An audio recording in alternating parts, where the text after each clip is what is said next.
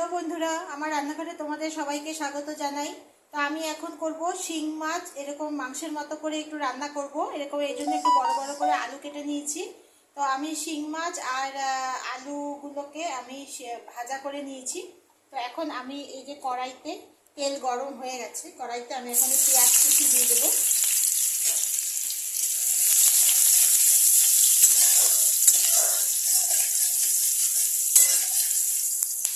পেঁয়াজটা আমার অল্প ভাজা হয়ে গেছে, এখন আমি দিয়ে দেব আদা রসুন পেঁয়াজ একসঙ্গে বাটা।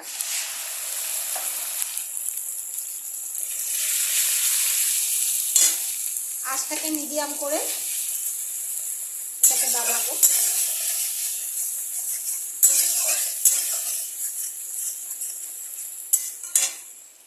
এরপরে দেবো লবণ। মশলাটা আমার অল্প ভাজা হয়ে গেছে, এখন আমি এখানে দিয়ে দেব হলুদ,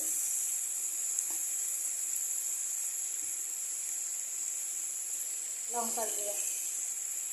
ঝালটা তোমরা বুঝে দেবে, কে কত ঝাল খাও, যেরকম ঝাল খাও সেটা দেবে। দিয়ে এখন এটাকে একটু ভালো করে কষিয়ে নেব।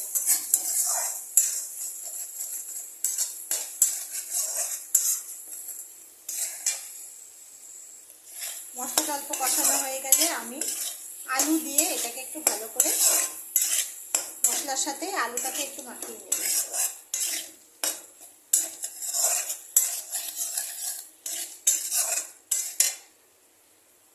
এখন আমি এটাকে অল্প করে জল দিয়ে দেব।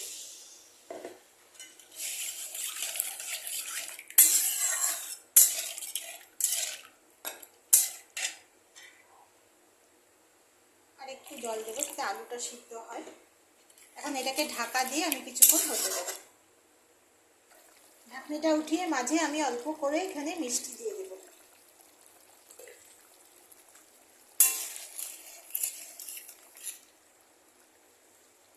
মিষ্টি দিয়ে আবার ঢাকা দিয়ে আরো কিছুক্ষণ হতে দেবো। আমার আলু আর ঝোলটা সিদ্ধ হয়ে গেছে, আলু সিদ্ধ হয়ে গেছে খুব সুন্দরভাবে। এখন আমি এখানে এই মাছগুলোকে ছেড়ে দেব।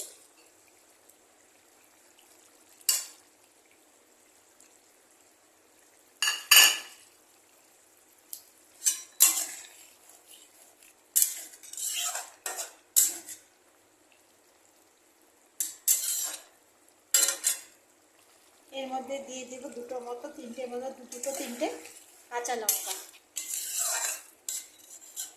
তো আমার এখন আরেকটু ফুটবে মাছের সাথে। তোমরা চাইলে একটু জল দিতে পারো বা মাখা মাখা রাখতে পারো, তা আমি একটু জল দেব। তো এখন আমি এটা কিছুক্ষণের জন্য ঢাকা দিয়ে রেখে দেবো। এটা 5 মিনিট পরে আমি আসবো।